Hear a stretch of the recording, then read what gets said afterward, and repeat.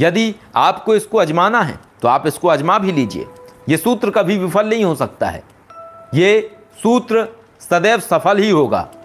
और इसका रहस्य ये है कि आप कोई नकली मजार बना दीजिए, आप कोई चबूतरा बना दीजिए, चबूतरा बना के आप उसको लोगों के समक्ष प्रस्तुत कर दीजिए कि ये एक मजार है, मस्तून बाबा की मजार है। एक काल्पनिक नाम दे दीजिए मस्तून बाबा। लोग आने लगेंगे, लोग वहाँ मन्नतें मांगने लगेंगे और आप देखेंगे चंद रोज बाद लोगों की मन्नतें पूरी भी होने लगेंगी। तो आखिर वो चबूतरा के अंदर कौन है? क्या ये सिर्फ सोच है या वहम है? वहम कैसे हो सकता है? अगर वहम होता तो लोगों का काम होना ही नहीं चाहिए, और अगर लोगों का काम हो रहा है तो वो वहम नहीं है, यथार्थ है। तुम जितना देख रहे हो, तुम जितना समझ रहे हो, तुम जितना जान रहे हो, तुम उतना ही महसूस कर रहे हो। तुमने जो देखा नहीं, तुमने जो जाना नहीं, तुमने जो समझा नहीं, उसको तुम कैसे जान लोगे, कैसे समझ लोगे? उस सूत्र के पीछे केवल एक ही शक्ति है, अज्ञात। यदि ये अज्ञात बाबा नामक जो शक्ति है, जिसको हम प्योर वाइट एनर्जी कह सकते हैं, हर तरीके का कार्य करने में ये एनर्जी सक्षम है, और जिससे सब डरते हैं वो है काल अर्थात मृत्यु।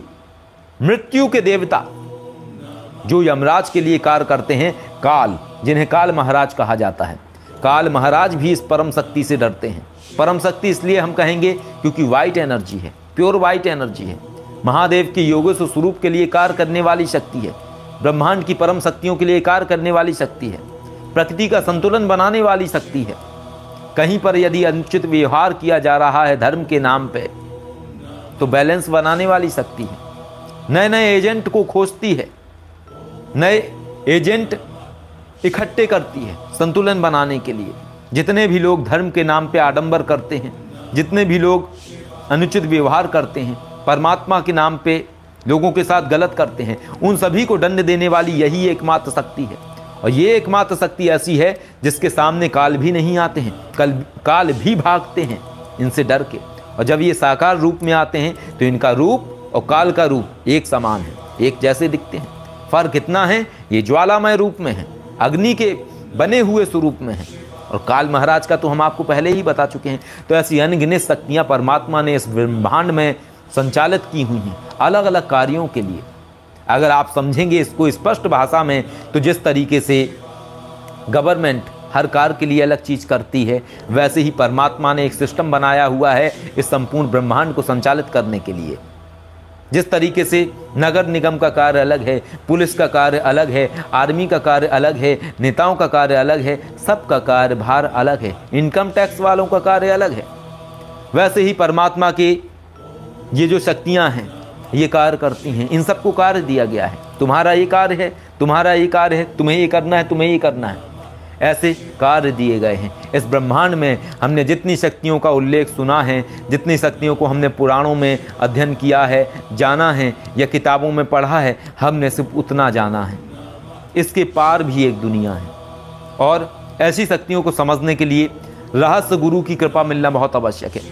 रहस्य गुरु क्या है? ये भी एक एनर्जी है, ये सारी एनर्जीज हैं, इंडिविजुअल एनर्जी। अज्ञात बाबा एक एनर्जी है, रहस्य गुरु एक एनर्जी है, षड्यंत्र गुरु एक एनर्जी है। ये एनर्जीज हैं, अलग अलग लेवल की एनर्जीज, और ये सारी की सारी इस प्लानेट के बाहर की एनर्जी है, इस पृथ्वी के बाहर की एनर्जी है, लेकिन पृथ्वी को संचालित करती हैं ये ऊर्जाएं। अब या तो इन्हें आप परग्रही कह लीजिए, या इन्हें आप रहस्यमय शक्तियाँ कह लीजिए, या आप इन्हें ऊर्जा कह लीजिए, जो मर्जी आए वो कह लीजिए। लेकिन महत्वपूर्ण विषय ये है कि आप इनसे अपनी ज़िंदगी कैसे बदलते हैं। जैसे नाम वैसे काम। यदि मिस्ट्रीज सॉल्व करनी है, रहस्यों को समझना है, तो रहस्य गुरु की कृपा मिलना बहुत आवश्यक है। अगर रहस्य गुरु की कृपा आपने पा ली तो ऐसा कोई रहस्य नहीं जो आपके समक्ष अनावृत ना हो। लेकिन यदि रहस्य गुरु की कृपा नहीं रही आपके ऊपर, तो आप खुद एक रहस्य बन जाएंगे यदि रहस्यों को खोजेंगे। और यही कारण है कि रहस्यों को हर व्यक्ति नहीं खोज सकता है। रहस्य केवल उसी के समक्ष प्रकट होते हैं जिसके समक्ष रहस्य प्रकट होना चाहते हैं। रहस्य तो केवल एक शब्द है, लेकिन रहस्य शब्द के अंदर जो एनर्जी है उसको रहस्य गुरु कहा जाता है। षड्यंत्र गुरु, चाणक्य जैसे जो विद्वान लोग होते हैं, इनके ऊपर विशेष कृपा होती है षड्यंत्र गुरु की। ये हर रणनीति बनाना जानते हैं। ये उन रणनीतियों को बना सकते हैं जिनके विषय में इंसान सोच नहीं सकता है। कोई अन्य इंसान जिनकी कल्पना नहीं कर सकता है, ये वो सोच लेते हैं जो कोई नहीं सोच सकता है। कैसे कैसे संभव है ये सूत्र केवल षड्यंत्र गुरु ही दे सकते हैं। ये एनर्जी से हमने केवल इन्हें फॉर्मूला के आधार पर नाम दिया है, इनके ये नाम मिले हैं ताकि हम इन्हें पहचान सकें, समझ सकें, लेकिन सारी की सारी एनर्जीज के जो कलर हैं वो अलग अलग हैं। जो षड्यंत्र गुरु हैं उनकी जो एनर्जीज का कलर है वो बिल्कुल डार्क ब्लू है। जो अज्ञात बाबा हैं उनकी जो एनर्जीज का कलर है वो प्योर वाइट एनर्जी है। इस तरीके से एनर्जीज अलग अलग कैटेगरी की होती हैं, लेकिन इनको अगर आपने समझ लिया तो आप अपने जीवन को आसान बना सकते हैं। यदि आप बीरबल जैसा बनना चाहते हैं, यदि आप चाणक्य जैसा बनना चाहते हैं, यदि आप नटवर लाल जैसा बनना चाहते हैं कि दुनिया का कोई आदमी आपको समझ ना सके, आप हर इंसान को चकमा दे दें, तो आपको ये एनर्जीज चाहिए पड़ेगी। जब ये एनर्जीज के नीचे आप आएंगे, अर्थात जब ये एनर्जीज आपके माइंड को कवर करेगी, आप जब इस एनर्जीज से कनेक्ट होंगे तो आपके अंदर वो गुणसूत्र आने लगेंगे जो कोई नहीं सोच सकता है। कोई कितना भी बड़ा आपके लिए चक्रव्यूह बना ले, कोई कितना भी बड़ा आपके लिए षड्यंत्र बना ले, लेकिन अगर आपके पास षड्यंत्र गुरु की कृपा है तो आपके पास हर षड्यंत्र का तोड़ है। दुनिया का ऐसा कोई षड्यंत्र नहीं जिसका आप भेदन ना कर सकें। आप वो सोच लेंगे जो कोई और नहीं सोच पाएगा। और ये सोच कहाँ से आती है? बाहर से आती है। हमारे माइंड को भी ब्रह्मांड की संज्ञा दी गई है।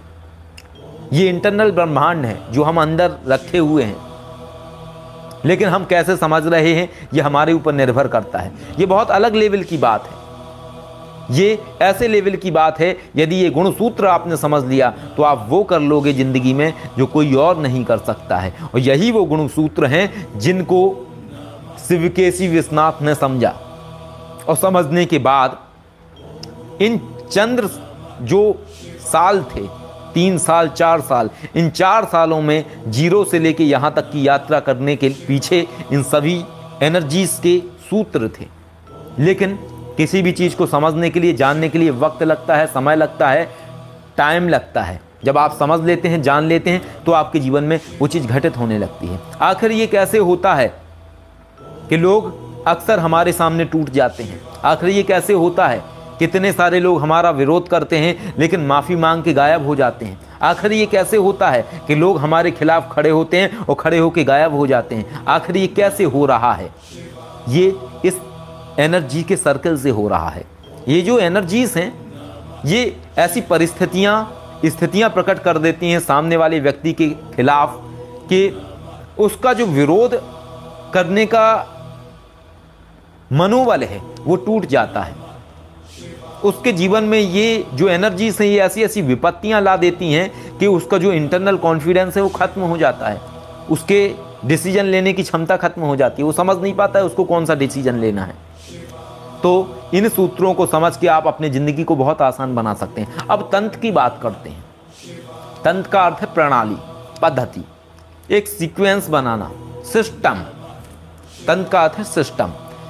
जब आप इन एनर्जीज के विषय में जान लेते हैं, समझ लेते हैं, जैसे हम आपको समझा रहे हैं, बता रहे हैं, तो आप जान रहे हैं। जब आप ये जान लेते हैं कि ये एनर्जीज हैं और एनर्जीज को आप एक नाम दे चुके होते हैं, कैटेगराइज कर चुके होते हैं, उनको पूर्ण तरीके से समझ चुके होते हैं, तब आता है सिस्टम यानी कि तंत्र।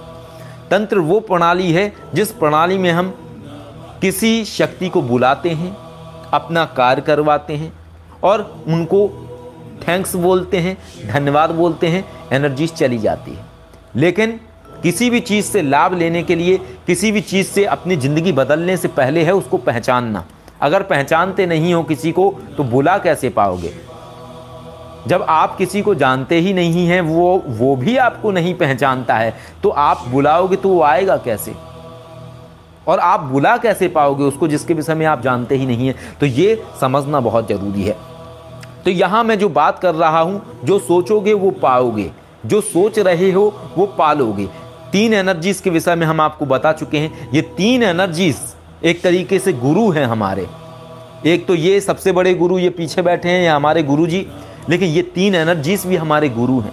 इन्होंने हर जगह पे हमें मदद की, हर जगह पे हमें सही डिसीजन लेना सिखाया, हर जगह पे वो परिस्थितियाँ प्रकट कर दी, स्थितियाँ प्रकट कर दी कि हर चीज़ हमारे फेवर में आती चली गई। इसे ही कहा जाता है लकी।